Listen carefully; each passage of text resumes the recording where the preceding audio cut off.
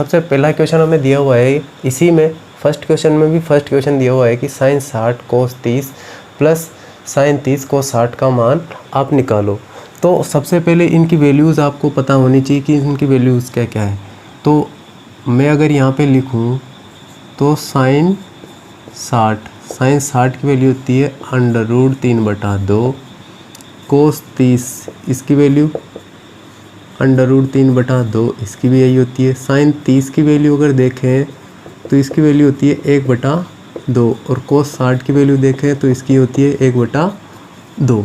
यानी कि ये पूरी वैल्यूज़ हम टेबल से याद कर सकते हैं। अगर आपको याद नहीं है तो वहाँ से याद कर लेना।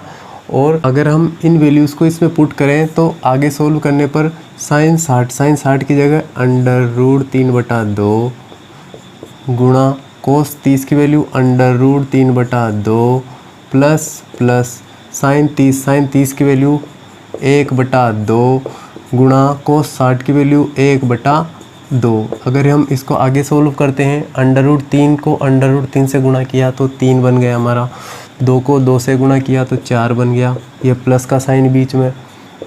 अगर देखें तो यहाँ पे 1 को 1 से गुणा किया 1/2 को 2 से गुणा किया 4, इनका लघुत्तम लिया 4 में 4 का भाग दिया 1 को 3 से गुणा किया 3 एकम 3 प्लस 4 में 4 का भाग दिया 1 को 1 से गुणा किया 1, 3 और 1 4। मैं यहाँ पे लिख देता हूँ इसको 4/4, 4 में 4 का भाग दिया 1। यही हमारा इसका आंसर आ गया है।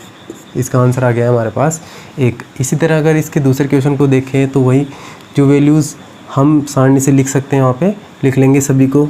तो हमारा दूसरा क्वेश्चन है कि 2tan² 45 plus cos square 30 minus sine square 60 degree, इसका मान हमें निकालना है। तो सबसे पहला काम है कि tan 45 की वैल्यू हमें पता होनी चाहिए। तो इसकी वैल्यू होती है 1।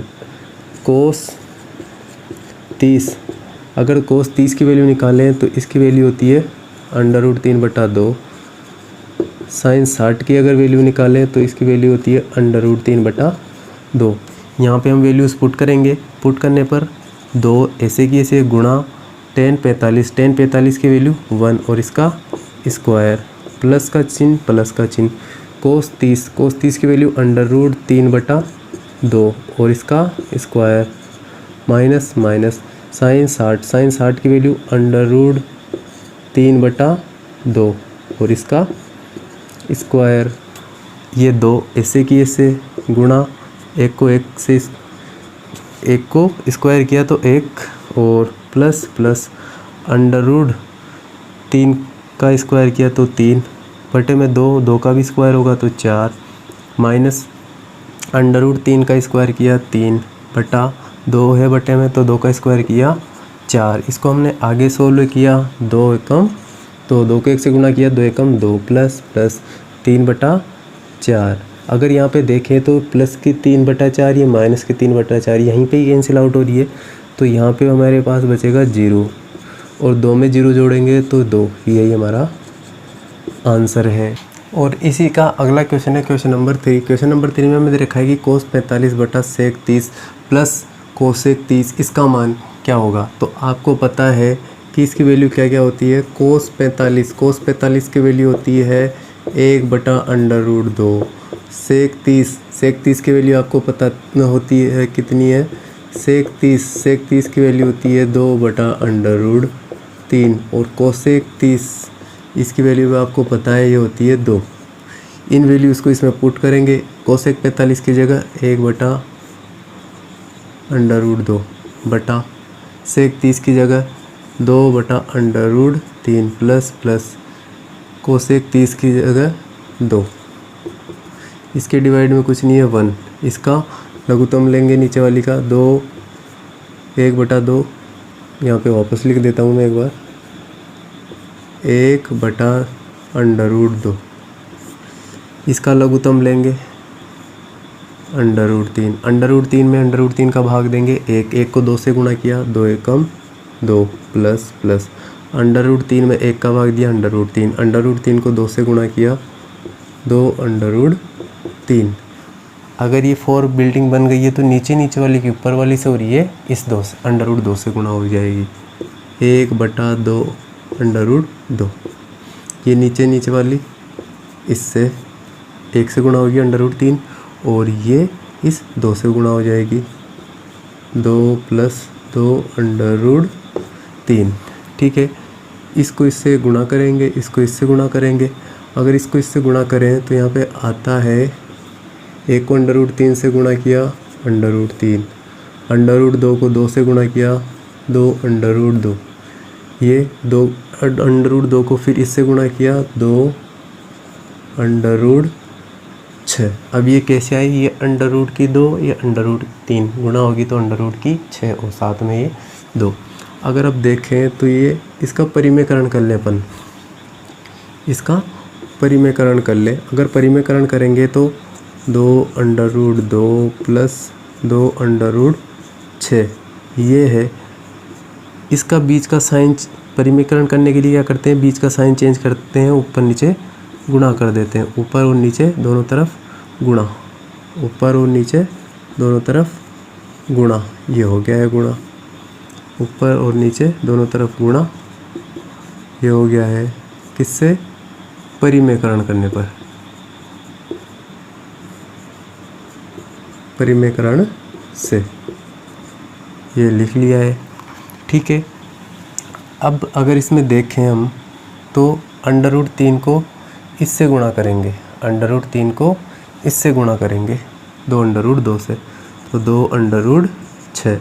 √3 को इससे गुणा करेंगे 2 √6 से, तो 2 √3 को √6 से गुणा किया तो √18, 3 छंगे 18।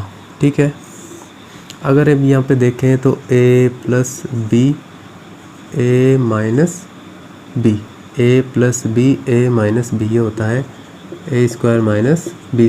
a की वैल्यू ये, b की वैल्यू है, a की वैल्यू 2 √2 इसका स्क्वायर माइनस b की वैल्यू 2 √6 इसका स्क्वायर। और अगर अब यहाँ पे देखें तो 2 ये कॉमन आ रहे हैं और √6 माइनस √18 ये आ रहे हैं, ये 2 तो कॉमन आ चुके हैं।